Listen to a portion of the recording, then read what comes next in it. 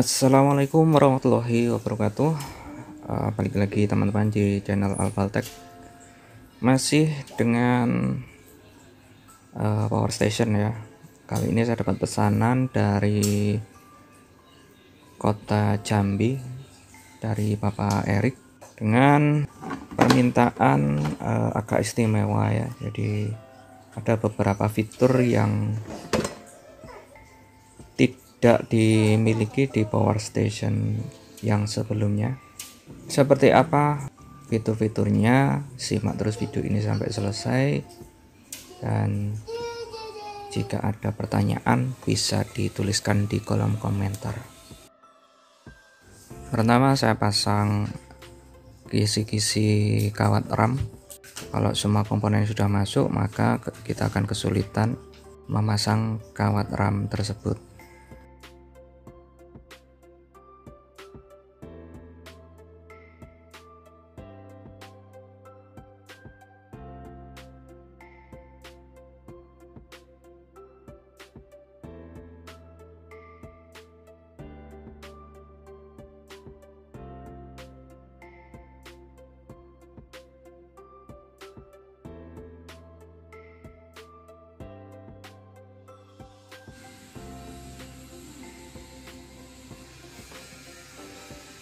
Agar lebih mudah, engsel ini bisa kita lepas terlebih dahulu.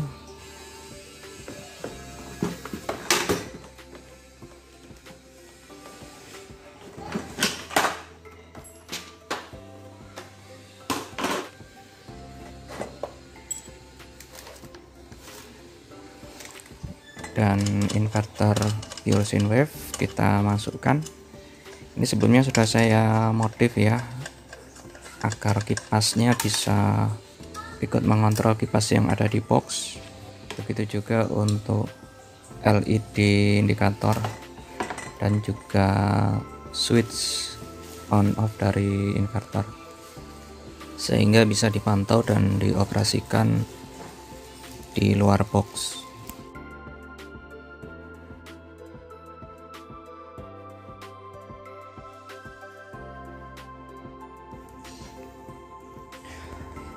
Dan ini konektor XT60 female yang nanti sebagai konektor untuk sambungan ke jumper starter.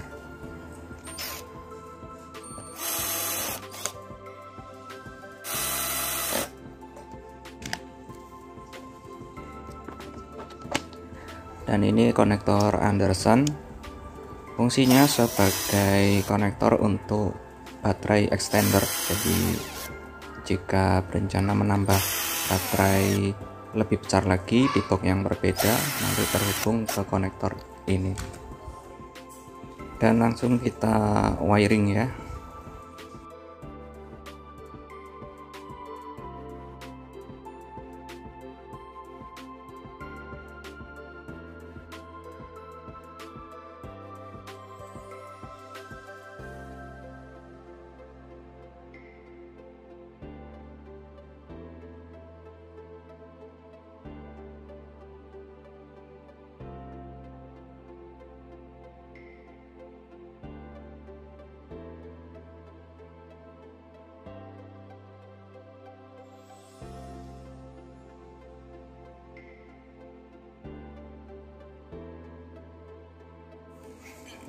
Selanjutnya kita masukkan baterainya LiFePo 400 Ah, dan sudah terpasang BMS 150 ampere.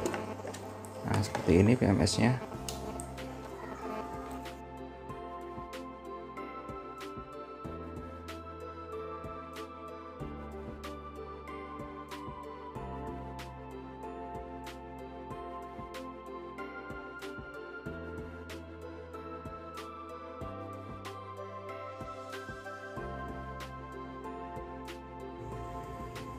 Sedangkan untuk kabel-kabel yang ujungnya belum dikonek, ini saya tutup dengan isolasi terlebih dahulu untuk mengantisipasi kemungkinan terjadinya saling hubung ya, sehingga bisa menyebabkan konslet atau kabelnya terbakar.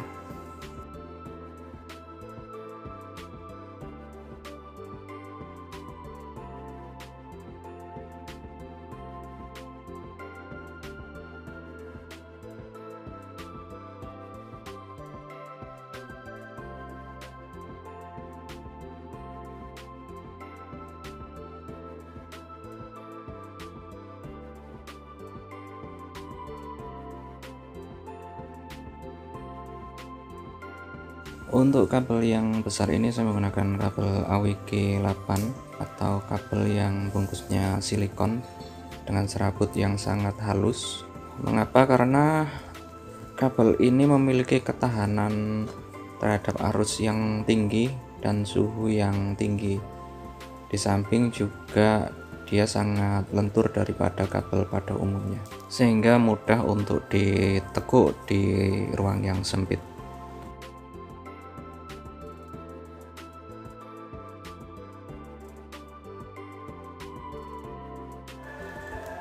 Dan fitur lain yang belum ada di power station sebelumnya yaitu ini ya, LVD namanya, low voltage disconnect. Jadi melalui modul ini penggunaan baterai bisa dikontrol pada kapasitas berapa persen supaya dia cut off, sehingga bila kita lupa mengoperasikan sampai kehabisan baterainya, maka tidak akan merusak baterai dan otomatis masa pakai baterai ini menjadi jauh lebih lama.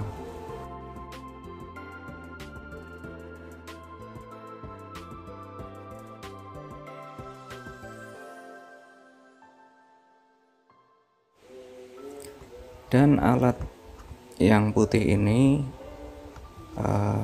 sebagai sistem monitoring secara online, jadi berbasis IoT ya, Internet of Things, yang mana dengan alat ini kita bisa memantau beban atau load yang sedang digunakan, baik itu dayanya, energi penggunaan, dan arusnya. Bahkan kita bisa mengatur sistem keamanan proteksi pada daya berapa dia harus cut off, karena ada beberapa parameter yang bisa kita setting di alat ini. Di alat ini juga permintaan khusus dari pemesan agar diberikan fitur seperti ini.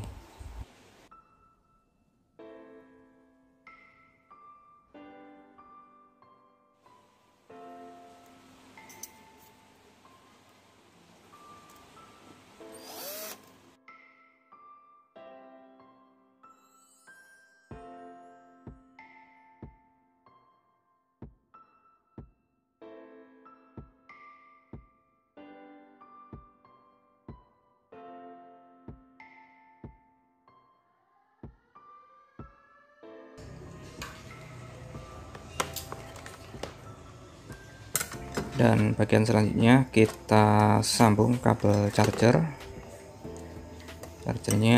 30 ampere ya, tapi saya limit di 20 ampere agar tidak terbakar chargernya.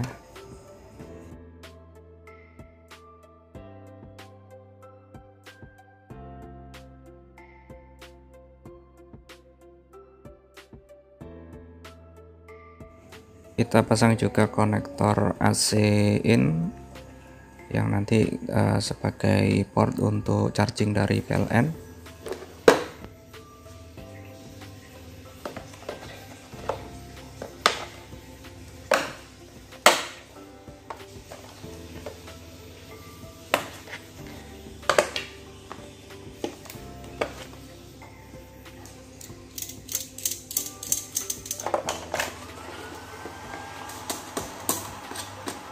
Mohon perhatian, jam pelajaran ketiga segera dimulai.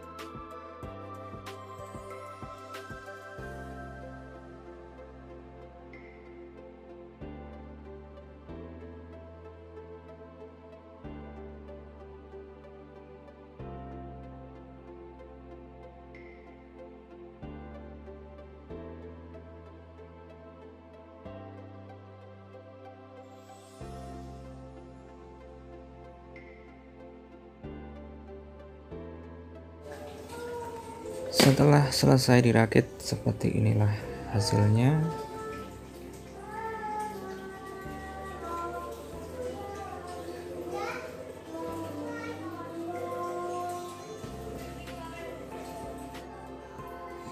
Jadi di sini ada output lighter 1, lalu kemudian switch untuk emergency lamp, ada 2 mata lampu emergency, lalu di sini switch untuk inverter, dan yang ujung ini untuk output lighter 1 dan 2. Dan ini adalah output AC, dioda 0, ada 2 port, dan yang di tengah ini adalah monitoring displaynya, memantau voltase baterai, arus charging dan arus beban, kemudian power charging dan power beban, energi pemakaian ataupun energi charging, lalu di sini kapasitas pemakaian ataupun kapasitas charging,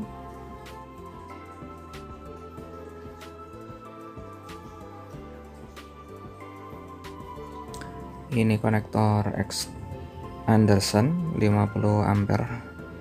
Ini nanti difungsikan untuk dicolok ke baterai tambahan ya, jadi kotaknya terpisah. Dan yang kuning ini untuk konektor menuju kabel jumper untuk starter mobil jika akinya tekor. Dan di kiri kanan sudah ada lubang kisi-kisi. Ini adalah kabel jumpernya dari kabel 6 mm dengan capit buaya besar dan konektor XT60. Kalau untuk sekedar jumper sudah sangat mencukupi ya, kabelnya tidak akan panas. Nah, di sebelah sini ada fuse dan exhaust fan. Lalu di samping ada port untuk charging dari listrik PLN menggunakan konektor angka 8 ya, atau konektor 2 lubang. Sekarang kita cek bagian dalam.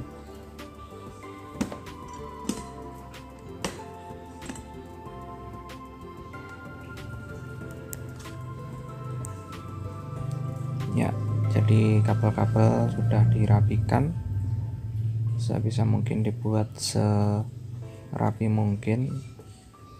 Dan di sini terdapat cover yang menutupi seluruh bagian kecuali baterai ya, karena baterainya tinggi, jadi saya buat koakan. Koakan ini juga berfungsi menjaga agar baterai tidak bergeser, karena baterainya tidak saya lem, tidak saya paten, agar nanti jika butuh penggantian baterai lebih mudah. Lalu di sisi kiri ini ada chargernya. Outputnya saya set di 17-20 ampere. Sini lubang hisap udara dingin, sini adalah udara buang panas, langsung terhisap keluar oleh exhaust fan. Dan semua arah sirkulasinya sudah diperhitungkan ya, untuk meminimalisir adanya overheating, termasuk yang ada di dalam inverter ini. Sirkulasinya searah dengan lubang sirkulasi dan lubang pembuangan panas. Lalu sumber power utamanya ini ya, dari baterai level 4 100 Ah atau 1200 Wh, sudah dilengkapi dengan BMS 150 ampere dan kontinu di 100 ampere, dilengkapi dengan MCB DC 125 ampere sebagai proteksi. Lalu ini dari Anderson menggunakan kabel silikon ya, karena lokasinya sempit, susah sekali ditekuk dengan kabel biasa. Dan modul LVD ini tugasnya melindungi baterai dari over discharge. Sini bisa di set pada tegangan berapa dia harus cut off beban. Dalam hal ini meng-cut off inverter ya, saya gunakan untuk memutus inverter. Dan pada interval berapa volt dia reconnect kembali, di sini bisa disetting, dan saya setting di 1 volt ya. Jadi kalau disconnectnya di 12 volt, maka dia akan reconnect kembali di 13 volt. Dan yang putih ini adalah monitoring system untuk output dari inverter secara real time, secara online, dan juga terdapat sistem pengaman dengan parameter arus, daya, dan voltase. Mau kita setting seperti apa, bebas. Hanya saja untuk monitoring online-nya, alat tersebut harus terkoneksi dengan WiFi ya. Jika kita berada di outdoor, bisa menggunakan tethering dari HP kita untuk dikonekkan dengan alat monitoring tadi. Kita tes nyala lampunya, dan sekarang kita tes dengan bor ya. Nah, lupa belum dinyalakan inverternya.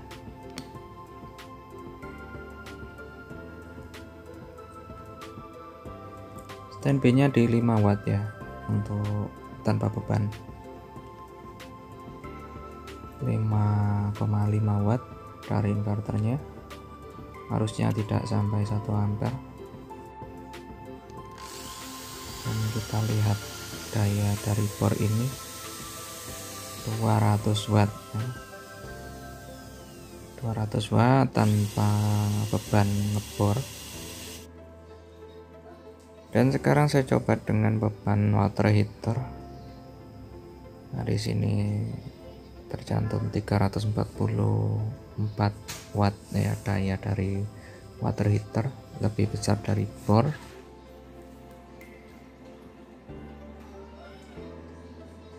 Dan untuk kipasnya akan berputar ketika inverter mulai panas.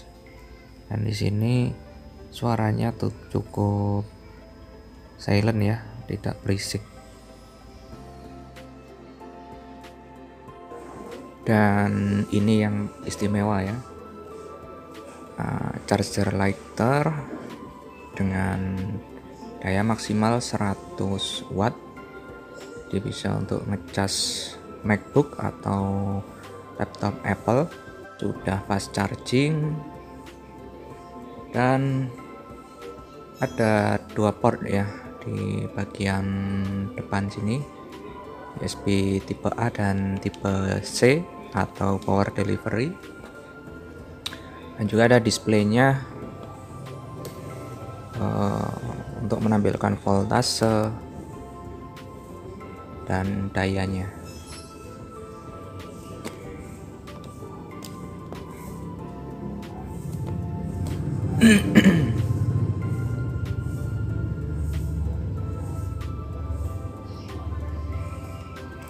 Jadi ada 2 masing-masing dengan kemampuan 100 watt maksimal. Display ini akan ditampilkan, dia berganti-ganti untuk menampilkan voltase baterai, voltase output dari USB, dan juga daya beban dari charger yang sedang dipakai. Dan ini kabel bawaan, kabelnya jelasnya bagus ya, karena untuk beban 100 watt berarti harus bisa dilalui arus 5 ampere pada voltase 20 volt.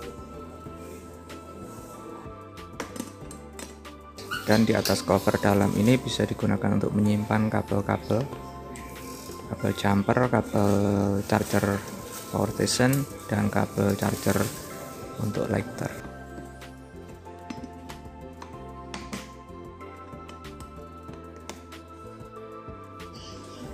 dan ini produknya dari Baseus.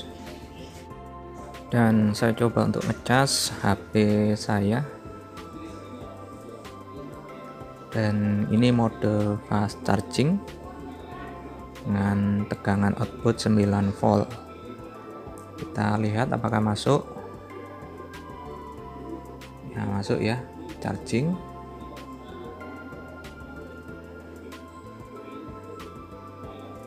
Di display ini tegangan baterai, ini tegangan output 5 voltnya, 0 watt karena sedang tidak digunakan, dan 9,2 ini adalah mode charging fast charging dari tipe C, dayanya 11 watt. Kita coba lihat juga di wattmeter.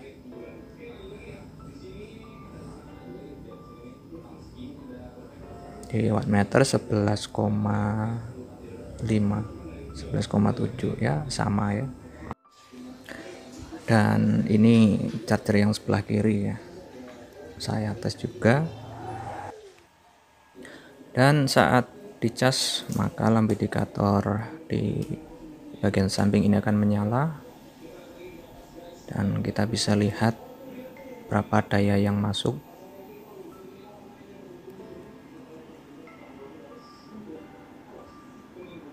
Dan kipas ini berputar untuk mendinginkan charger di bagian dalam. Kita lihat berapa daya yang masuk ya, 250 watt. Jadi cukup lah ya untuk listrik 450 watt sebenarnya.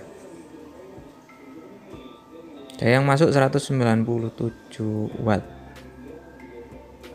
dan arusnya 17,4 ampere dari chargernya.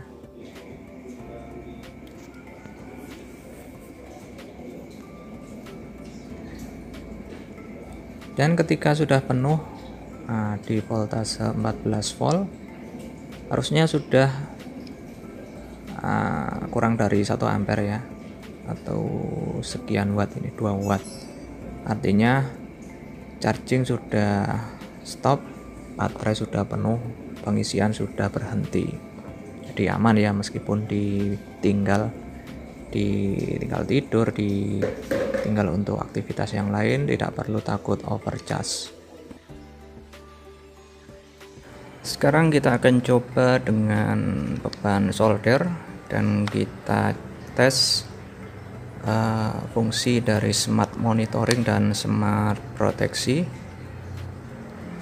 Di sini solder terpantau 67 watt untuk daya konsumsinya, dan saya buka aplikasi namanya eWeLink di HP.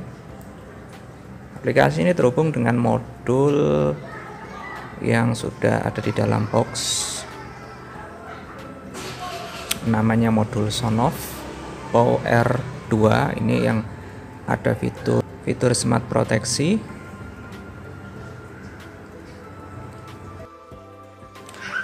Nah, di sini beban terbaca di aplikasi 59,2 watt ya. Mengapa berbeda dengan yang ada di display power station? Karena di display power station ini adalah beban dari baterai, sedangkan inverternya sendiri membutuhkan daya standby kurang lebih 4 watt. Jadi ya cukup efisien inverter ini, daya standby-nya cuma 4 watt. Makanya terpantau di aplikasinya realnya 59 watt untuk solder ini. Fitur yang pertama ini bisa digunakan untuk mematikan beban melalui ponsel. Jadi dengan menekan tombol power di aplikasi, maka beban yang terhubung dengan power station akan terputus. Dan fitur berikutnya adalah smart proteksi. Kita bisa setting di menu OBS. Di sini ada 4 parameter ya yang kita gunakan untuk memproteksi, bisa dari wattnya atau daya yang ingin kita batasi. Tinggal kita ketik di sini berapa daya maksimal yang diizinkan. Di sini saya coba setting di 65 watt ya, dan arusnya 4,3 ampere. Jika salah satu terpenuhi maka akan cut off. Kita coba tes dengan beban solder ini tadi. Sini saya menggunakan beban tambahan lem tembak ya, lem bakar.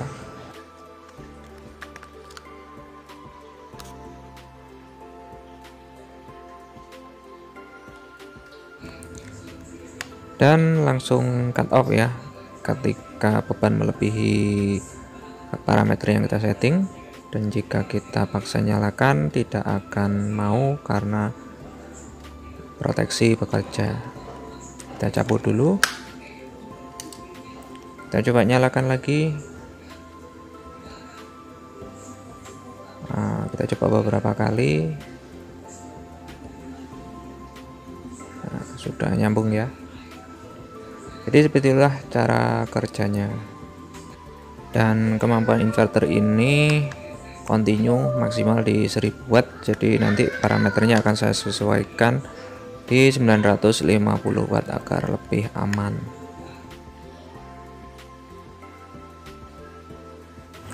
Dan yang terakhir saya uji dengan beban berat. Saya gunakan air fryer. Kita akan coba panggang daging ya. Air fryer ini konsumsi dayanya sekitar 800 sampai 900 watt. Diwalik tak itu.